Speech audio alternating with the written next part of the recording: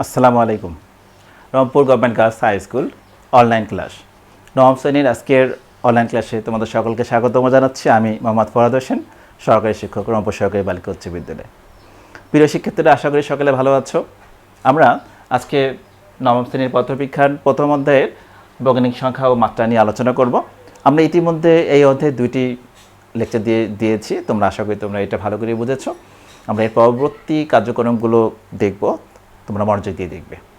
প্রিয় শিক্ষার্থীরা, আমরা বৈজ্ঞানিক সংখ্যা নিয়ে একটু আলোচনা করতে চাই। বৈজ্ঞানিক সংখ্যা অনেক সময় এটাকে প্রতীকও বলা হয়।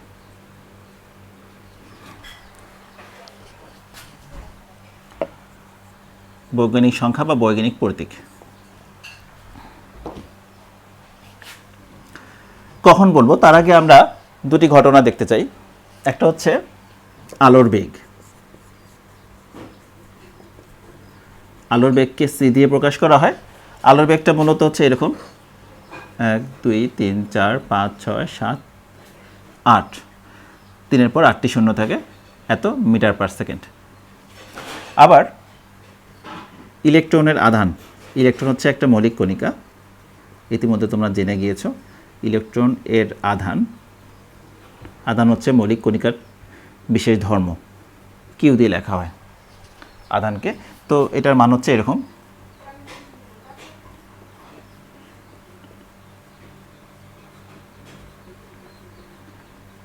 ওকে, এত কুলম্ব।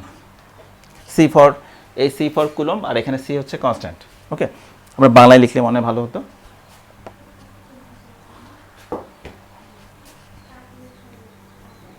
এত কুলম্ব। দশমিকের পর 18টি শূন্য আছে, তারপর 1 6 আছে। একটু খেয়াল করে দেখো, যে মানগুলো আমরা লিখেছি, এই মানগুলো যদি আমরা কোনো পদ্ধতিবিজ্ঞানের কোনো গাণিতিক সমস্যায় ব্যবহার করতে চাই, তবে বেশ সমস্যা সৃষ্টি হয়। এগুলো যোগ বিয়োগ করা অথবা এগুলোর গুণ ভাগ করা বেশ জটিল আকার ধারণ করে যায়, যে আসলে কতটি শূন্য বসবে, লিখতে গিয়ে ভুল, চাপতে গিয়ে ভুল ইত্যাদি আর কি সমস্যা দেখা যায়। এগুলিকে যদি কোনো বিশেষভাবে সংক্ষিপ্ত আকারে প্রকাশ করা যেতে পারে, তাহলে খুব সহজেই মনে রাখা যেতে পারে। আমরা সেই নিয়মটি দেখতে চাই যে আসলে এটা কীভাবে প্রকাশ করা যেতে পারে, যেটাকে আমরা বৈজ্ঞানিক সংখ্যা বলতে পারি। তো সংখ্যাটা আমরা দিয়ে ফেলি। কোনো সংখ্যাকে 10 এর যে কোনো ঘাত। প্রিয় শিক্ষার্থীরা, আশা করি তোমরা ঘাতের মানে জানো। ঘাত বলতে গণিতের ভাষায় পাওয়ার বলা হয়, যেটা বলা হয় 2D পাওয়ার। কোনো সংখ্যাকে 10 এর যে কোনো ঘাত এবং 1 থেকে 10 এর মধ্যে অপর সংখ্যার গুণফল হিসেবে প্রকাশ করলে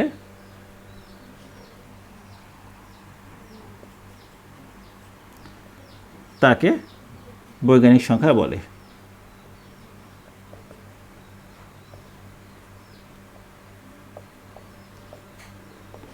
তাহলে কি আমরা লিখলাম, একটু আবার পরে দেখি। কোনো সংখ্যাকে 10 এর যে কোনো ঘাত, অর্থাৎ 10 এর যে কোনো পাওয়ার নেব এবং 1 থেকে 10 এর মধ্যে অন্য একটি সংখ্যা নেব। এই দুইটি সংখ্যার গুণফল হিসেবে যখন আমরা এটাকে প্রকাশ করব, তখনই সেটাকে আমরা বৈজ্ঞানিক সংখ্যা বলবো। আমরা একটু উপরে এই ব্যাপার দুটো দেখতে চাই, আসলে কীরকম হতে পারে ব্যাপারটা। এখানে যে যুক্তি আমি বলেছি, সেই যুক্তি অনুযায়ী দেখো, আলোর বেগ, সেটাকে আমরা কি করতে পারি।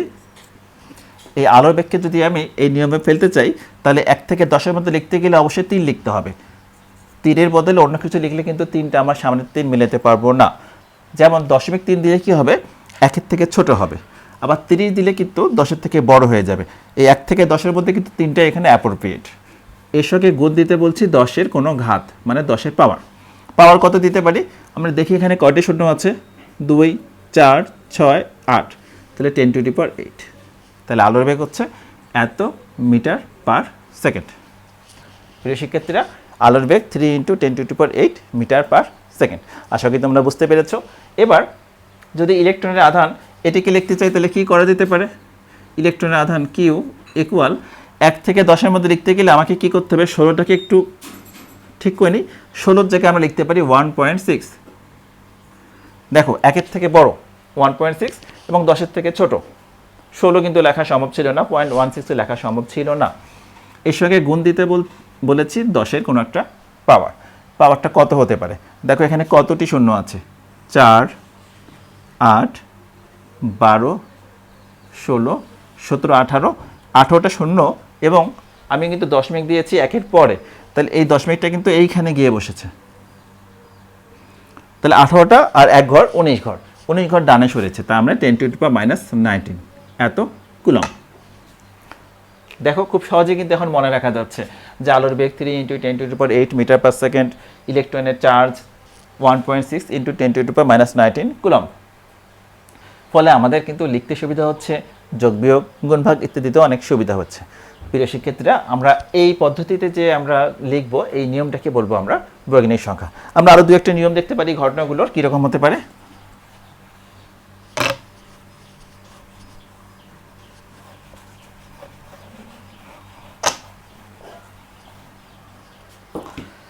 আমি একটি র্যান্ডম সংখ্যা নিলাম 0.00123।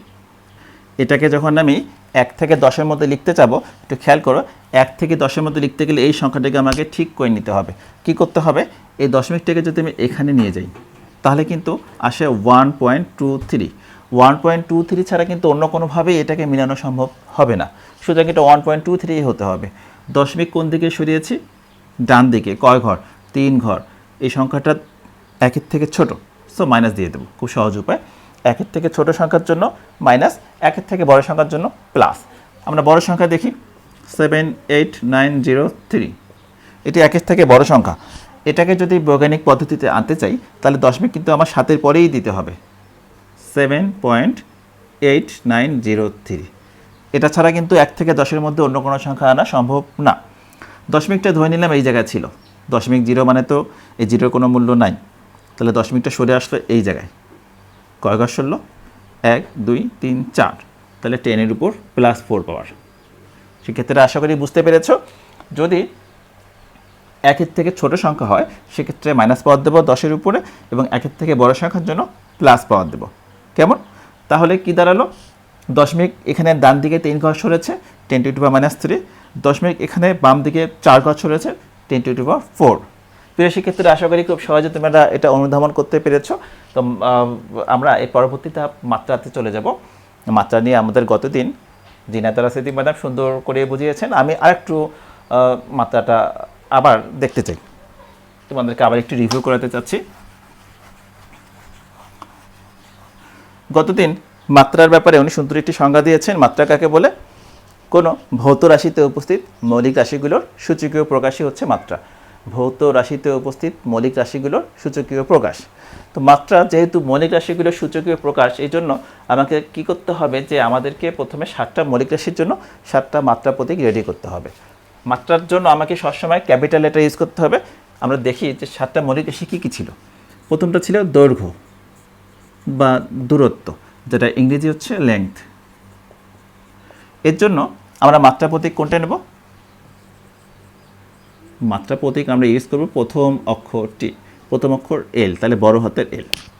দ্বিতীয় রাশি ছিল ভর, যার ইংরেজি হচ্ছে ম্যাস, তাহলে প্রথম অক্ষর ছিল এম, বড় হাতে এম।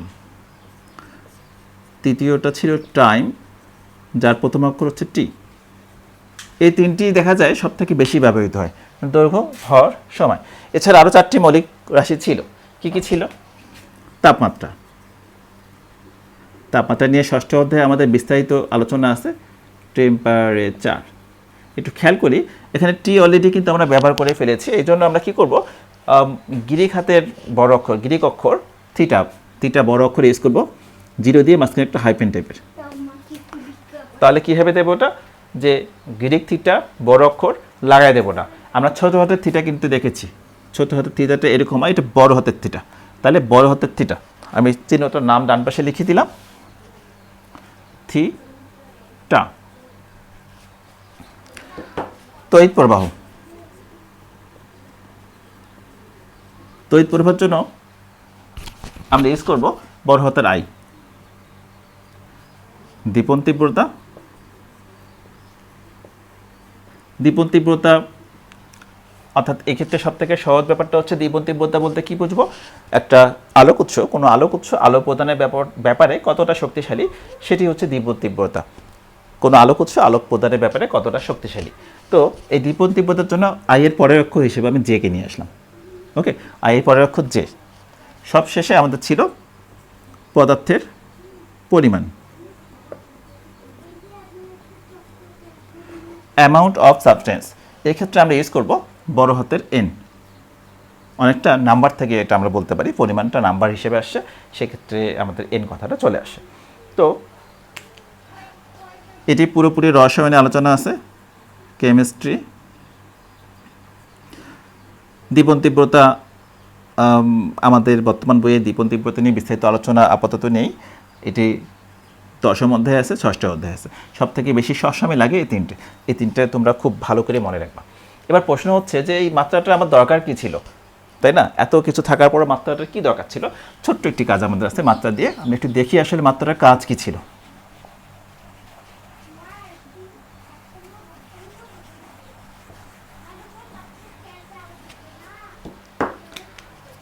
মাত্রা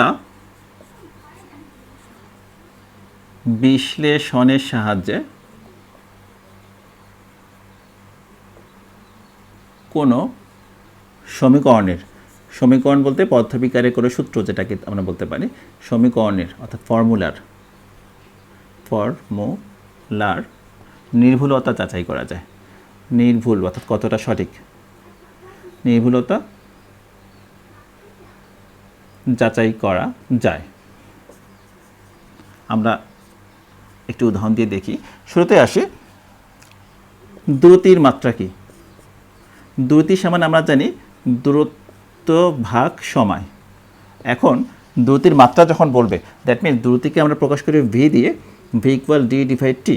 এটা হচ্ছে নর্মাল সমীকরণ, দ্রুতি রাশির সমীকরণ। যদি এখন মাত্রা সমীকরণ বলে, অর্থাৎ দ্রুতির মাত্রা কি, তখন আমরা কি লিখব? দ্রুতির মাত্রা ইকুয়াল দূরত্বের মাত্রা। This is very important. দূরত্বের মাত্রা কথাটা কিন্তু লিখতে হবে, কারণ দ্রুতির মাত্রা সমান দূরত্ব ভাগ সময় না, দ্রুতির মাত্রা ইকুয়াল দূরত্বের মাত্রা ভাগ সময়ের মাত্রা, লিখতে যেন ভুল না হয়। এবার আসো দূরত্বের মাত্রা। দূরত্ব মানে এক ধরনের দৈর্ঘ্য। দৈর্ঘ্যের মাত্রা আমরা কি ইউজ করি? এল। সময় মাত্রা ইউজ করি টি। এবার দেখো টিটাকে যদি উপরে নিয়ে চলে আসি, তাহলে কি লেখা যায়? L T to the power -1।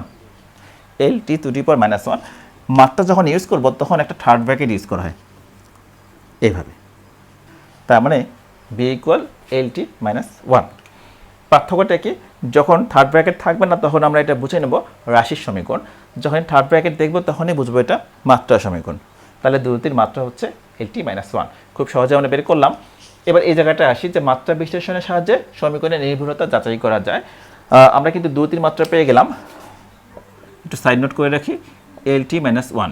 যদি এখন বলে ত্বরণের মাত্রা কি, তাহলে কি করতে পারি?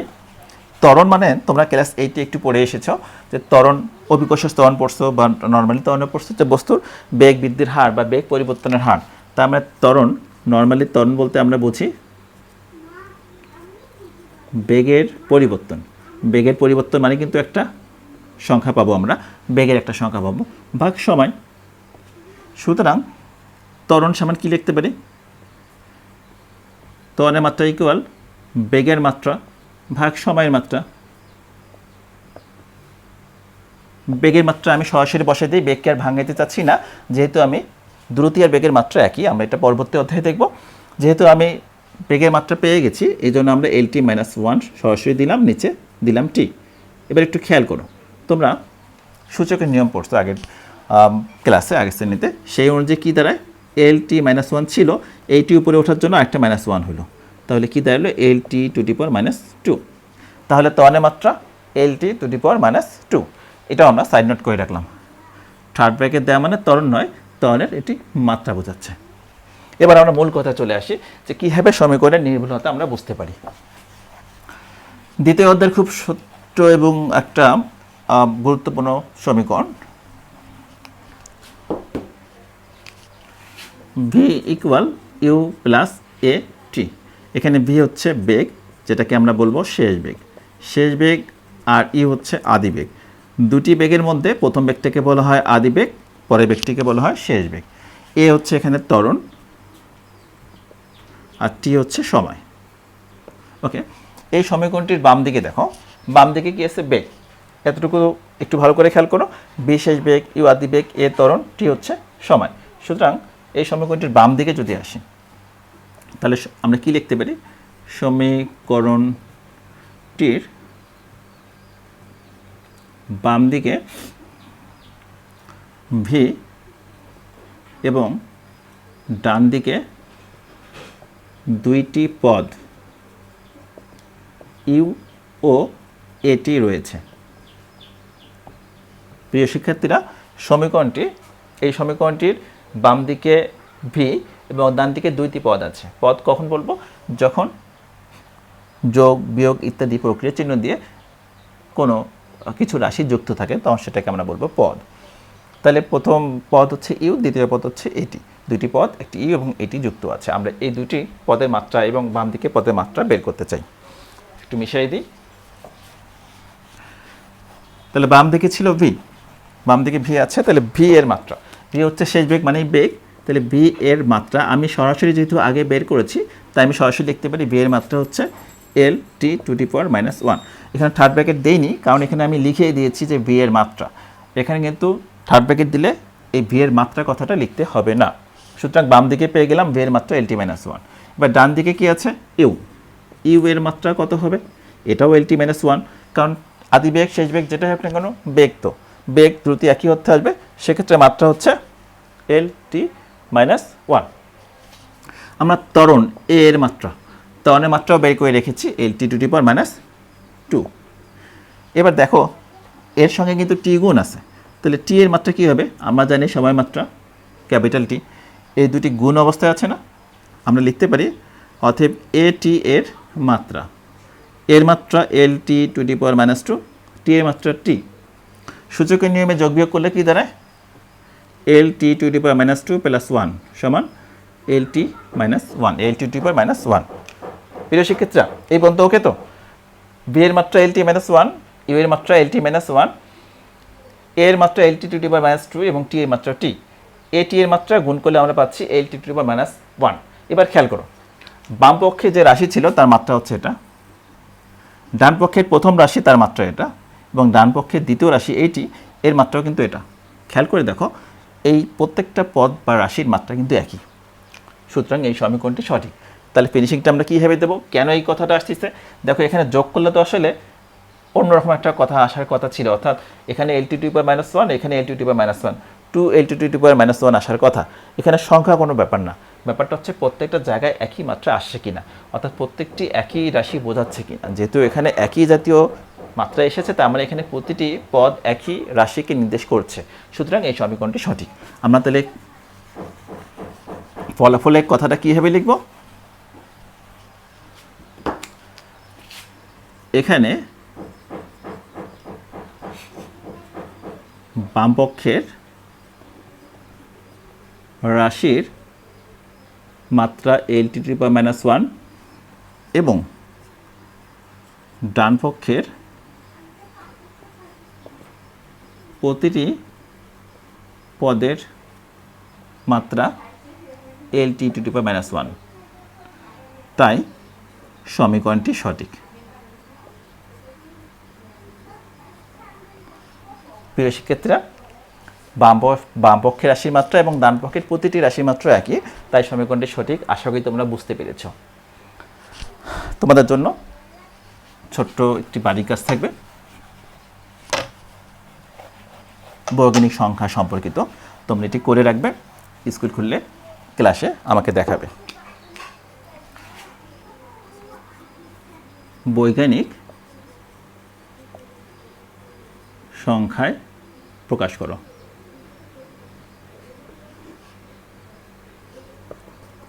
1 0.0002020, 2 1234.12,